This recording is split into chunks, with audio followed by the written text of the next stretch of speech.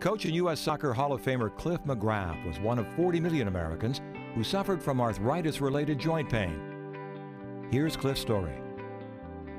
As a hockey, football, baseball, soccer player, I did some medial damage to my knees over the years. Didn't realize the kind of damage I was doing. At a certain point in time, I had some arthroscopies. I had 2 on each knee, and was aware of the fact that I was gradually losing my mobility and my flexibility, and the pain was increasing, and I could hear grinding, and I knew that it was bone on bone.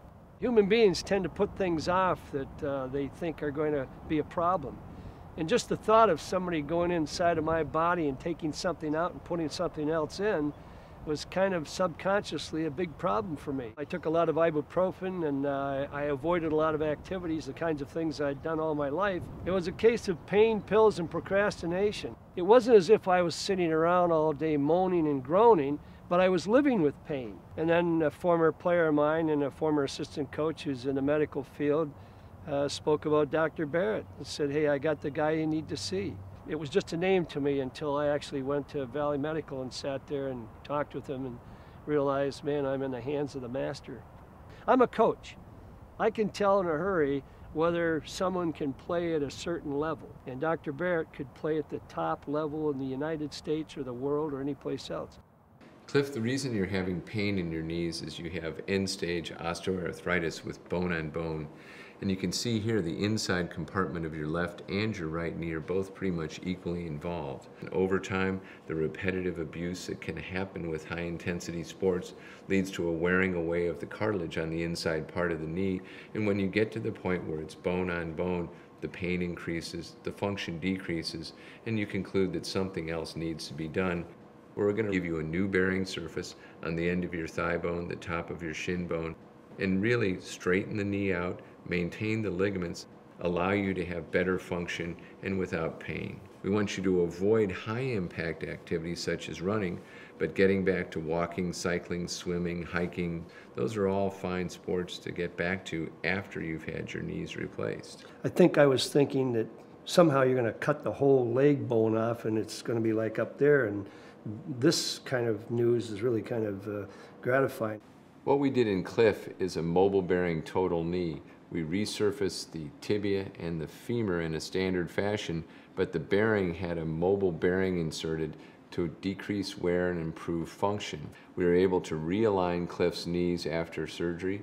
As a result, he no longer has that bow-legged appearance, and so both legs are straight, and really we minimize the amount of bone we've removed. You can see the gap between the bones is less than an inch, and that has been filled with metal and polyethylene that make up the surface of the joint replacement.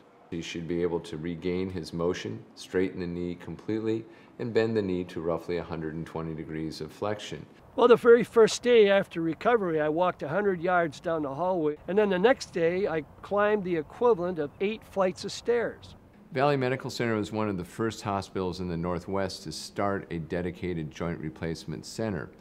We have a floor that has nothing but joint replacement patients. The nurses are specialized, the therapists are specialized, and that makes it truly a unique situation, including preoperative education, standardizing the procedure after surgery as far as physical therapy and nursing care, and then following the patients up, making sure that they recover and obtain the best possible outcome that they can. But the whole idea is one in which you're treating people who are choosing to do something about their quality of life. And that's really the key. Well, I do what I do because I enjoy orthopedic surgery first and foremost, and joint replacement surgery is particularly gratifying because we're able to take somebody who had significant pain and decreased function and mobility before surgery, and through replacing their joint, we're able to restore motion, restore mobility, and give them a chance to get back to the activities that they've enjoyed. Had I known what kind of freedom and joy and happiness and new life I was going to get by doing this, I'd have done it 25 years ago. Life is living pain-free. Valley Medical Center in Renton. Remarkable things happen here.